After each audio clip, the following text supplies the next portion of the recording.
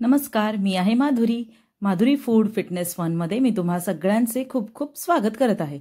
आज मी तुम्हाला दाखवत आहे जेव्हा भाजी नसते घरात तर झटपट आपल्याला करायला अशी शेंगदाणा चटणी. तर त्यासाठी मी हे साहित्य घेतलेलं आहे. कांदा घेतला आहे, एक मोठा कांदा घेतला आहे, लसणाचे पाकळ्या 7-8 घेतल्या आहेत, मिरच्या घेतल्या आहेत 4 आणि शेंगदाणे घेतले आहेत. याच्यामध्ये जिरं पण टाकलं आहे. आता मी हे कुटून घेणार आहे, खलबत्त्यामध्ये बारीक करून घेणार आहे. थोडा वेळ जातो पण टेस्ट येते छानपैकी. हे बघा कुटून झालेलं आहे सगळं साहित्य आपलं. आता गॅसवर मी कढई ठेवते. कढईमध्ये थोडंसं जसं पाहिजे आपल्याला तसं तेल टाकायचं आहे.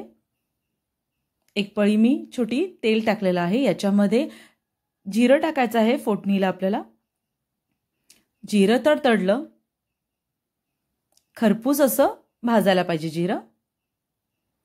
ही चटणी एकदम छान होते आणि कधी भाजी नसेल तर वरण भाताबरोबर, चपाती बरोबर, भाकरी बरोबर खूप छान लागते आणि स्टोर करूनही आपण ठेवू शकतो चटणीला.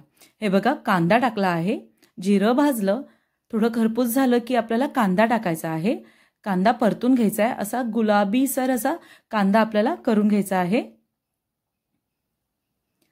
जर जास्त काळ टिकवायची आहे, आपण गावाला जातोय तर कांदा नाही टाकला तरी चालेल. अशीही ही चटणी खूप छान लागते, शेंगदाण्याची चटणी.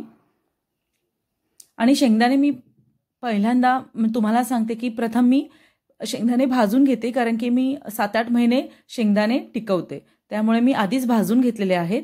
शेंगदाणे भाजून घ्यायचेत आणि नंतर ही चटणी करायची. तर गुलाबी असा कांदा भाजून झालेला आहे. याच्यामध्ये जे आपण वाटण केलं होतं, जे मी सगळं साहित्य घेतलं होतं, बारीक केलं होतं खलबत्त्यामध्ये, ते टाकलं आहे. आणि याच्यावर आता थोडंसं मीठही घेतलं आहे. चवीनुसार आपल्याला मीठ टाकायचं आहे. खरपूस अशी ही चटणी होणार आहे, मस्त होणार आहे, झणझणीत छान लागते. पण लहान मुलांना खायची असेल तर थोडंसं मिरचीचं प्रमाण कमी करू शकता. आणि हळद पण टाकली, अर्धा चमचा आपल्याला हळद टाकायचा आहे. हे बघा अशी छान सारखी परतून घ्यायची आपल्याला.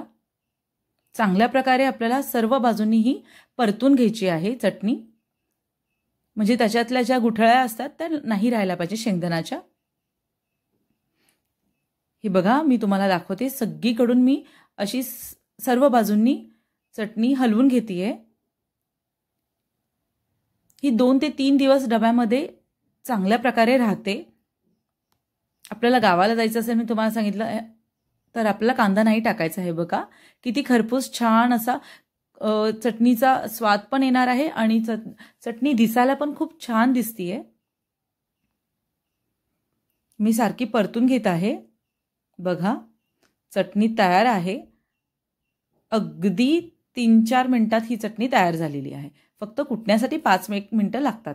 तर ही चटणी बघा तयार झाली आहे खाण्यासाठी. बघा किती छान दिसतीये. तर ह्या शेंगदाणा चटणीचा रेसिपीचा व्हिडिओ तुम्हाला नक्की आवडला असेल, आणि आवडला असेल तर या चॅनलला माझ्या नक्की शेअर करा, सबस्क्राईब करा, लाईक करा आणि सगळ्यांना तुमच्या फ्रेंड्सला हा माझा व्हिडिओ शेअर करा.